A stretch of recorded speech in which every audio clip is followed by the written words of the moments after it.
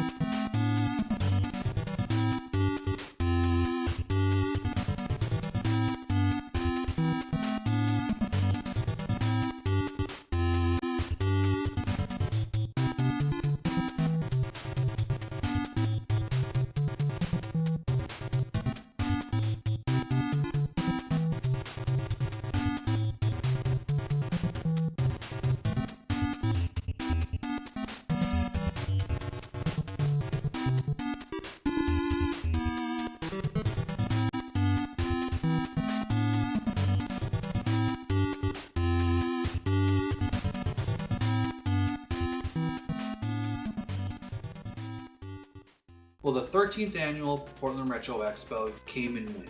It's Monday, and I wanted to give a couple days to reflect on my adventure.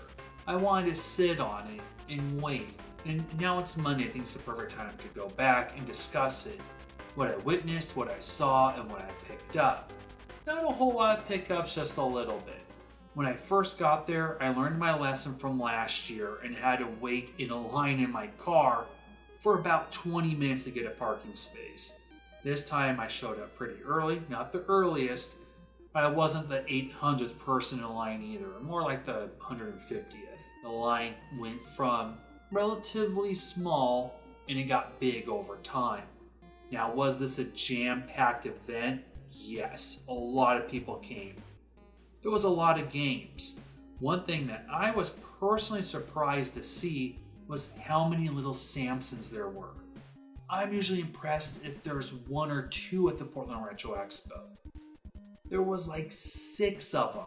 That wasn't the only one. There was plenty of Panic Restaurants, Bonk's Adventures, and many other games. And there was actually some other rare stuff like Hagani for the Super Nintendo and also a rare Game Boy. Just like last year, I didn't attend any of the panels, and I kind of regret that. I don't go to the expo for the panels. They are fun. I went a couple years ago and saw AVGN's or James Rolfe's. I've been to Pat's panels several times, and they're usually enjoyable, but this year I really just wanted to focus on getting games. People who had magazines like Nintendo Power, they were a little on the pricey side. Ish, about $10 to $20. I'm used to seeing these magazines go for $5 to $10. I want to give a shout out to Double Jump Games. They had some Nintendo Powers and they were a great deal. For the most part, prices were relatively good. There was a couple vendors though, the prices were a little high and wouldn't even budge $1. They wouldn't work with me and they wouldn't work with a couple other people too, and I didn't see very many people buy from those vendors. Now, I don't remember last year if your pre-sale badge got you in an hour early. I know other years it did. If you got a pre-sale badge, you got it in the vendors an hour early. This year, that was out the window. It did save you money if you got your badge early, but in the end, it didn't matter about vending time. You didn't get an hour early of those deals. So seeing these rarer games like Panic Restaurant, Bonk's Adventure, Little Samson, what does that say for our hobby? I had an interesting talk with John Hancock a couple months ago, and one thing he said, and we use his terminology, is that the NES is getting long in the tooth. And it's true. It's becoming kind of like the Atari 2600, and I'm seeing the prices reflect that. I'm going to say it with 2 words. Panic Restaurant. That was a game that was $600 to $650 a couple years ago. You're looking on eBay and they're under $500. Now the expo, people wanted about $550 to $600 for them. That was a little high. But you saw other higher games that normally a couple years ago would be $300 to $400, like Bubble Bobble 2, going for $260, $250.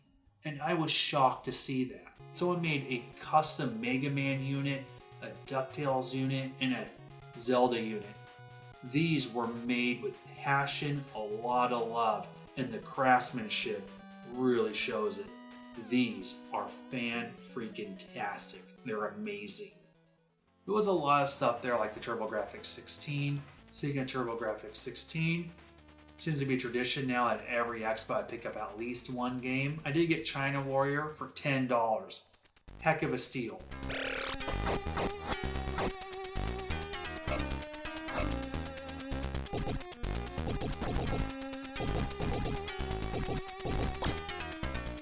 I have never owned Clax.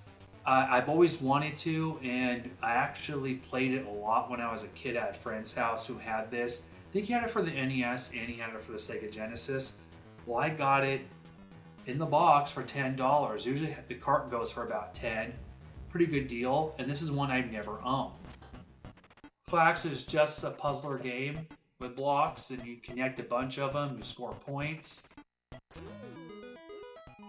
Speaking of another Tengen game, I got another unlicensed NES game I never owned, Pac-Mania. Got it for also a pretty good steal, $6.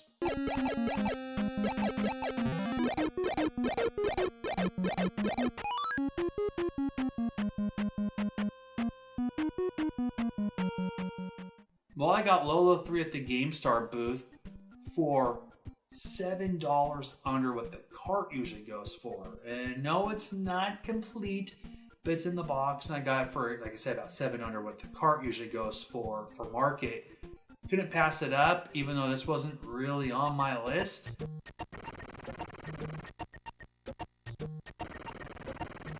I was only hunting for a few titles. One was a little pink submarine on the NES called Scoot. Unlike other expos, you only see like maybe one copy of this. It was about 5 of them. It's a weird submarine game, honestly. It is fun. It's just weird. There was one game above all I was looking for. A little game that's a little wacky. And that was Wacky Races. Surprisingly, I only saw a couple copies of this. I got the cheapest copy, and actually it looks a lot better than my original cart. Can't complain about that. I love me some Wacky Races. It's wacky!